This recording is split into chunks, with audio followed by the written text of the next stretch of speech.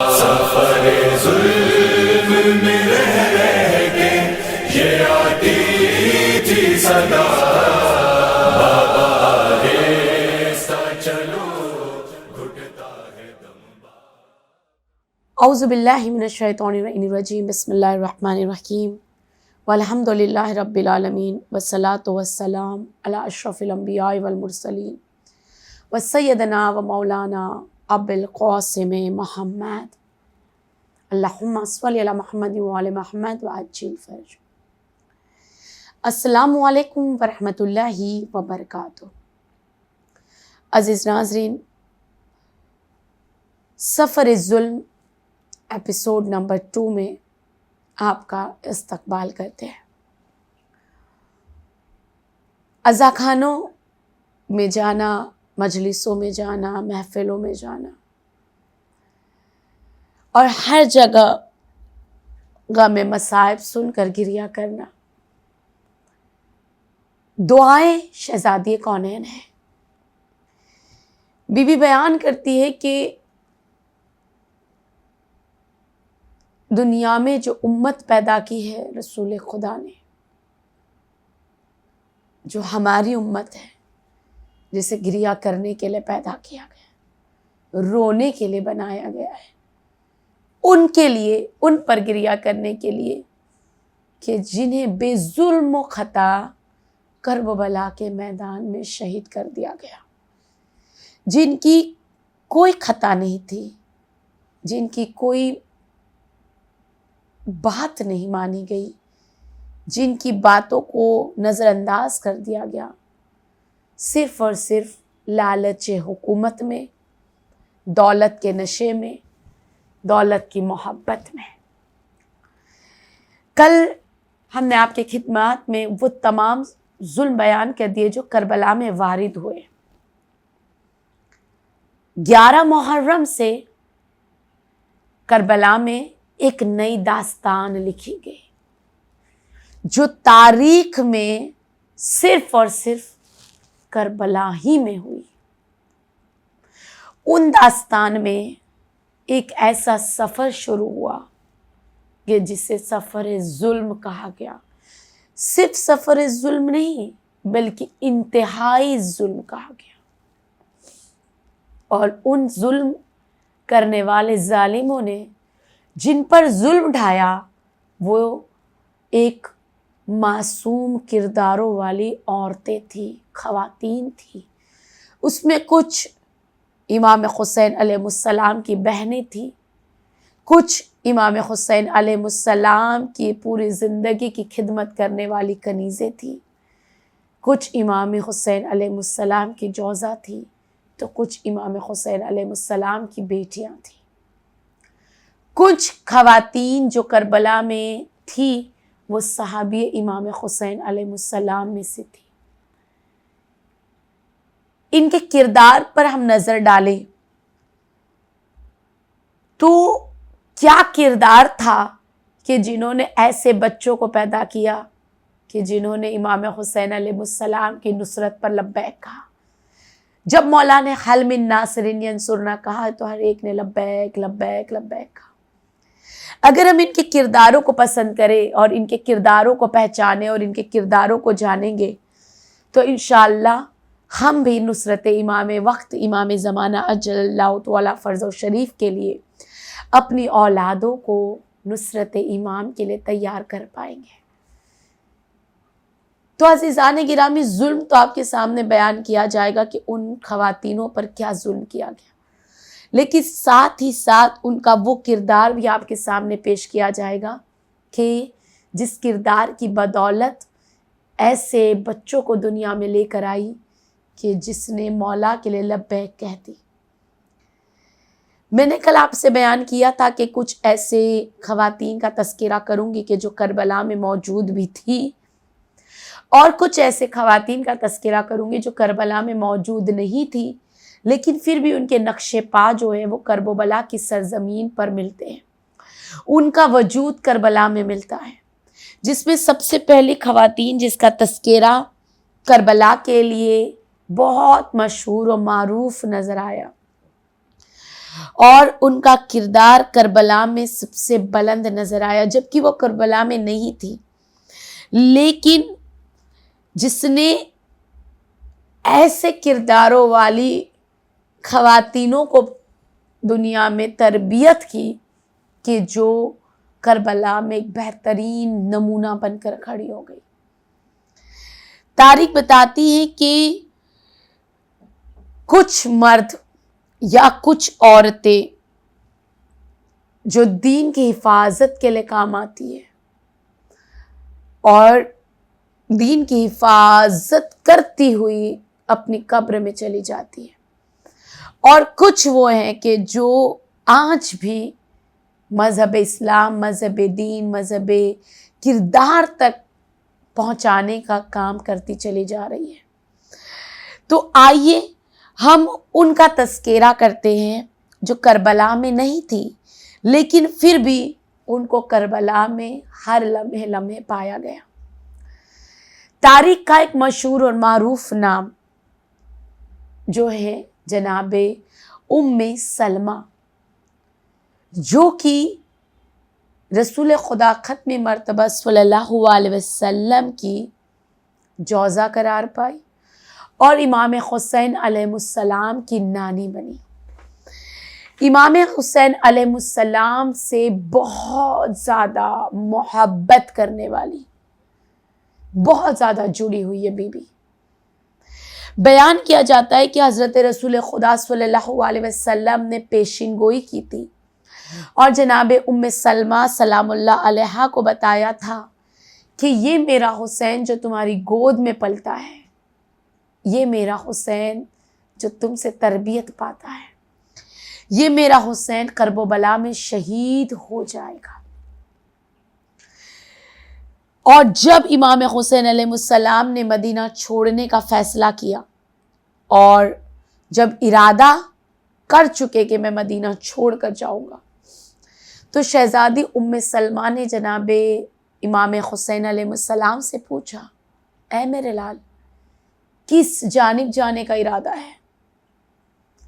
تو اس وقت امام حسین علیہ السلام نے کہا کہ عراق کی جانب سفر کرنے کا ارادہ ہے۔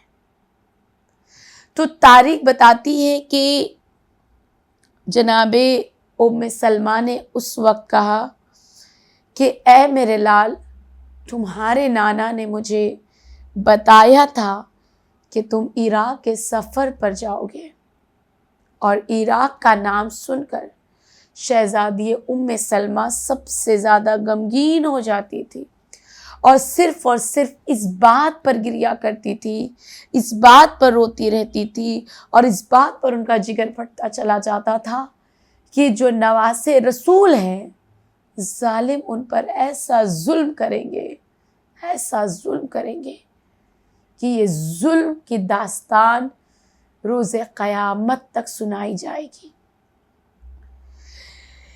اور جناب ام سلمہ نے جو بیان کیا کہ میرے لال، میں نے آپ کے نانا سے سنا ہے کہ آپ کو کربلا میں شہید کر دیا جائے گا۔ دوسری روایت جو جناب ام سلمہ سے بہت زیادہ مشہور اور معروف ہے کہ بی بی نے بتایا کہ تمہارے نانا نے مجھے ایک شیشی عطا کی ہے، جس شیشی میں انہوں نے کچھ مٹی ڈال کر دی ہے اور کہا تھا کہ یہ میرے لال جب کربلا کی سرزمین پر چلا جائے گا تو یہ شیشی تم اپنے پاس رکھنا اور دیکھتے رہنا، جس روز اس شیشی کی مٹی کا رنگ سرخ لال ہو جائے، سمجھ لینا وہ دن عاشور کا دن ہے اور اس دن میرے حسین کو قتل کر دیا گیا، میرے حسین کو شہید کر دیا گیا۔ اور جناب ام سلمہ نے اس شیشی کو اپنے پاس سنبھال کر رکھا۔ روزانہ بی بی اس شیشی کو دیکھتی جاتی تھی، لیکن جب روز عاشور آیا، بی بی نے اس مٹی کے رنگ کو تبدیل ہوتے ہوئے دیکھا، ماتم کرنا شروع کیا، مرثیہ پڑھنا شروع کیا، گریہ کرنا شروع کیا، اور جناب ام سلمہ یہ کہتی ہوئی نظر آئی کہ ہائے میرے حسین کو کربلا کے گھنے جنگل میں بیابان میں قتل کر دیا، شہید کر دیا۔ تاریخ بتاتی ہے کہ جناب ام سلمہ واحد وہ لیڈی تھی جس نے کرب و بلا کی پیشین گوئی کی تھی اور کہا تھا کہ مجھے میرے حسین کے نانا نے یہ درس دیا ہے، مجھے میرے شوہر نے بتایا۔ اور جب جناب ام سلمہ جانتی تھی کہ کربلا میں یہ مناظر پیش آنے والے ہیں تو اس لیے شہزادی زینب کی تربیت، شہزادی مولا حسین کی تربیت کو ایسا جناب ام سلمہ نے کیا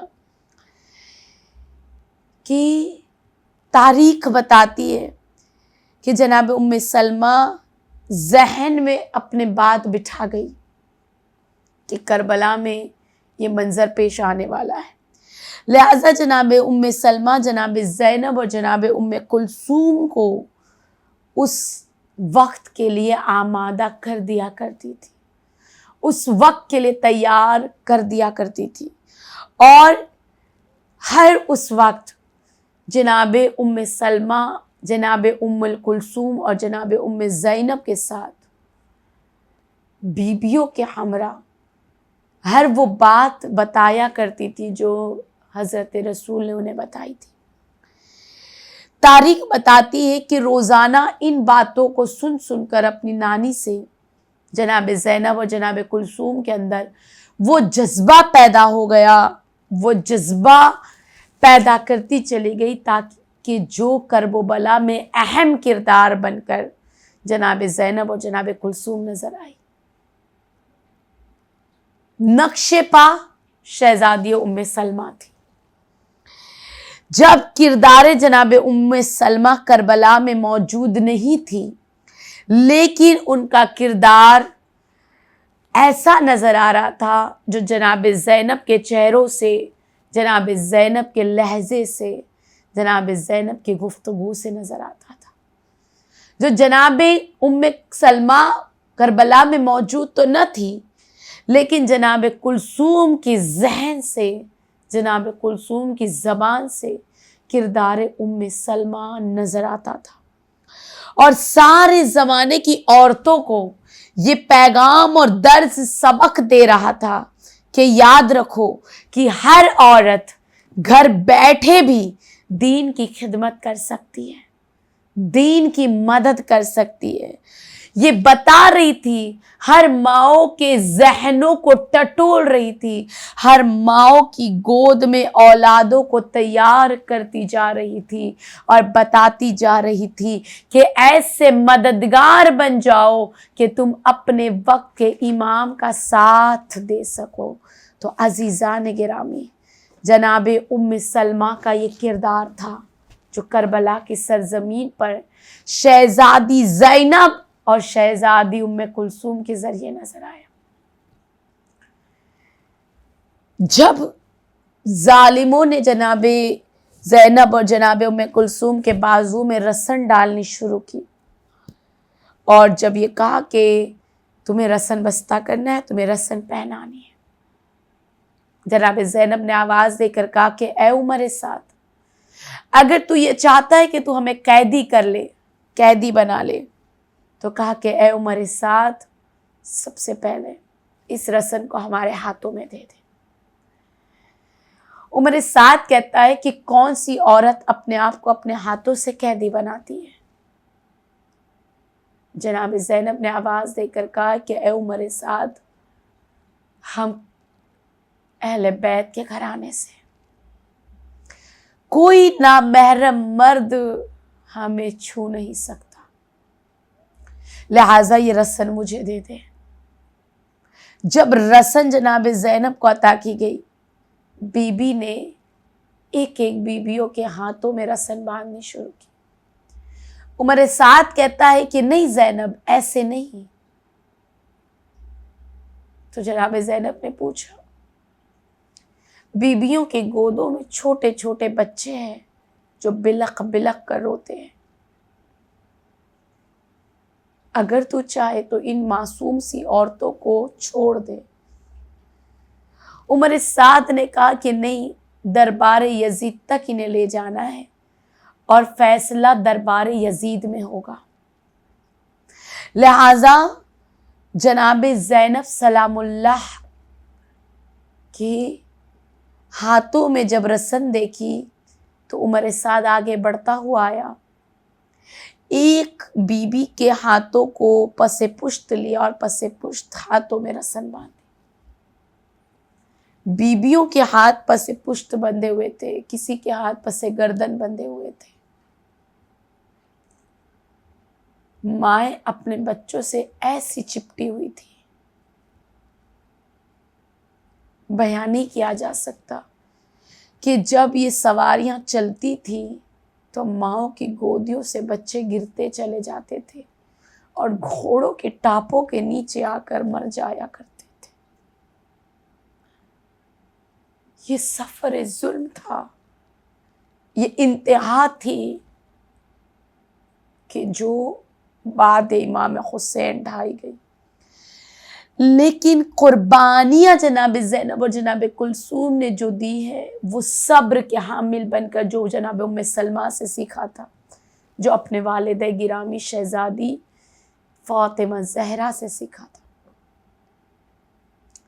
جناب زینب کے چہرے پر ایک غم کی شکم نظر نہیں آتی تھی، ہر حال میں شکر کرتی نظر آتی تھی، ہر حال میں خدا کا احسان مانتی نظر آتی تھی۔ کربلا کے ہر راستے سے جب بیویوں کو لے جایا جا رہا تھا تو نامحرموں کا مجمع تماشا دیکھنے کے لیے کھڑا ہو جایا کرتا، لیکن کردار جناب ام سلمہ تھا جو جناب زینب کے ساتھ تھا کہ بی بی نے کہا تھا گھبرانا نہیں کہ اے میری لاڈلی، کہ جب تمہارے سامنے ایک مرد آ جائے جو نامحرم ہو،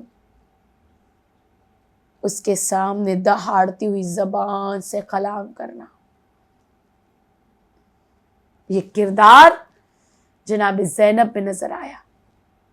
اسی طرح سے ایک اور کردار جو کرب و بلا میں تو نہ تھا لیکن پھر بھی کربلا میں موجود تھی، وہ تھی شہزادی جناب ام البنین مادر عباس علمدار۔ شہزادی ام البنین کربلا میں موجود نہیں تھی، لیکن پھر بھی آپ کا وجود، آپ کا نقش پا کربلا میں نظر آ رہا تھا۔ بی بی کا نام فاطمہ کلابیہ ہے، مولا علی علیہ السلام کی جوزہ ہے اور ایسے گھرانے کی بیٹی ہے کلابیہ خاندان کی جو سب سے زیادہ شجاع گھرانہ تھا۔ تاریخ بتاتی ہے کہ کربلا میں جناب ام البنین نے 4 بیٹوں کو امام حسین علیہ السلام کے ہمراہ عطا کیا، اور یہ چاروں کے چاروں بیٹے امام حسین علیہ السلام پر قربان ہو گئے، جس میں مولا عباس علمدار کا تذکرہ بہت آتا ہے۔ جناب ام البنین خود شجاع خاندان سے تھی، تعلق رکھتی تھی، تو بی بی نے اپنے بچوں کو وفاداری کا سبق دیا تھا، عزت کا سبق دیا تھا، شجاعت کا سبق دیا ہوا تھا۔ اور جب یہ سبق دیا کرتی تھی تو بیان کیا جاتا ہے کہ جناب ام البنین جناب زینب اور جناب ام کلثوم کے ساتھ یہی کہا کرتی تھی کہ آپ کے لیے بطور حفاظت میں اپنے 4 بیٹوں کو عطا کروں گی۔ اور تاریخ بتاتی ہے کردار جناب ام البنین ایسا تھا جو کربلا میں نہ ہوتے ہوئے بھی کربلا میں نظر آتا تھا، جھلکتا ہوا مولا عباس کی صورت سے۔ روایت بیان کرتی ہے کہ جب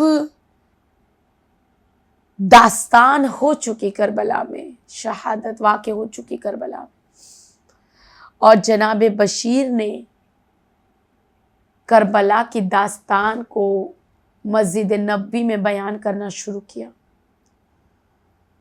تو جناب ام البنین کے کانوں میں یہ صدا پہنچی اور جناب ام البنین نے ایک مرتبہ یہ کہا کہ اے بشیر کس حسین کا تذکرہ کرتا ہے؟ تو جناب ام البنین سے جناب بشیر کہتے بی بی فاطمہ کا لال حسین، علی کا نونہال حسین کربلا میں پیاسا بھوکا مارا گیا۔ جناب ام البنین کہتی ہے کہ اے بشیر یہ کیسے ہو سکتا ہے کہ میرے حسین کو مارا جائے؟ کہا کیوں بی بی؟ کہا بشیر میرا عباس موجود ہے، عباس کے ہوتے ہوئے کسی میں ہمت نہیں ہے کہ وہ میرے حسین پر ظلم کرے۔ تاریخ بتاتی ہے بشیر نے کہا بی بی کربلا میں آپ کے بیٹے عباس سے وفادار بھی شہید کر دیے گئے۔ جناب ام البنین تڑپ گئی۔ بشیر نے پوچھا کیوں بی بی؟ کہا یہ نہیں ہو سکتا۔ کہا کیوں؟ کہا جب میرا عباس گھوڑے پہ بیٹھتا ہے تو پیر زمین پہ لڑکھڑاتے، یہ کیسے ہو سکتا ہے کہ کسی نے میرے حسین عباس کو مارا ہو؟ تو جناب بشیر نے کہا بی بی وفادار عباس کے دونوں بازو کاٹ دیے گئے، ان کے سر پر گرز مارا گیا اور وہ بغیر بازو کے اپنے گھوڑے سے گرتے چلے گئے۔ تاریخ بتاتی ہے جب بس یہ جملہ سنا جناب ام البنین نے گریہ کرنا شروع کیا۔ جناب بشیر کہتے بی بی میں آپ کو آپ کے بیٹے عباس کا پرسہ دیتا ہوں۔ جناب ام البنین نے کہا نہیں مجھے عباس کا پرسہ نہ دینا، مجھے فاطمہ کے لال حسین کا پرسہ دو۔ عباس تو حسین کا غلام تھا۔ یہ کردار جب ایک ماں کا تھا جو اپنے بیٹے پر نہ روئی بلکہ اس لیے روتی رہی کہ حسین کربلا میں مارے گئے، کربلا میں حسین پر یہ ظلم ہوا۔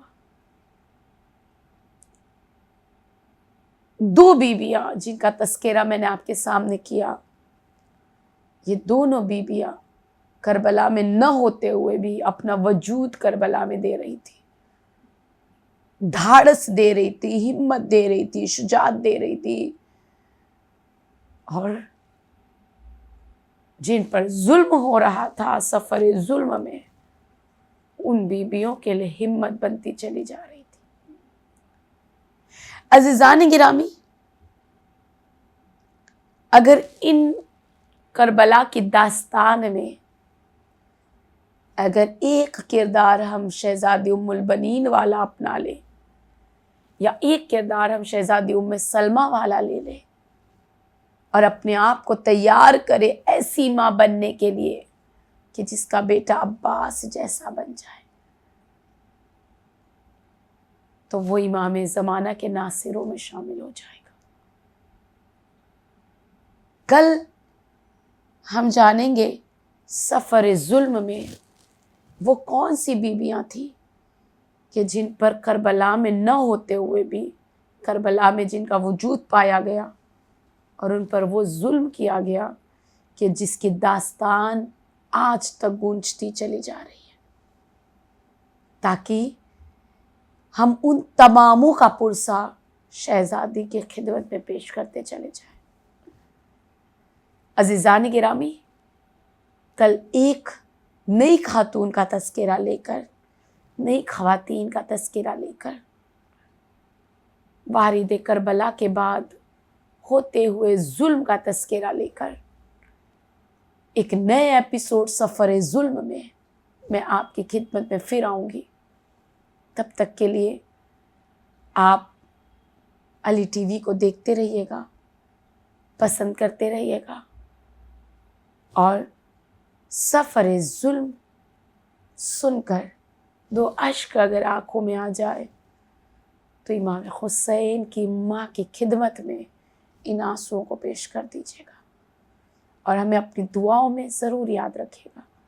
تو انشاءاللہ کل ایک نئے ایپیسوڈ کے ساتھ آپ کی خدمت میں پھر حاضر ہوں گی، ایک نئی خواتین کا تذکرہ لے کر۔ تب تک کے لیے ہمیں اجازت دیجیے۔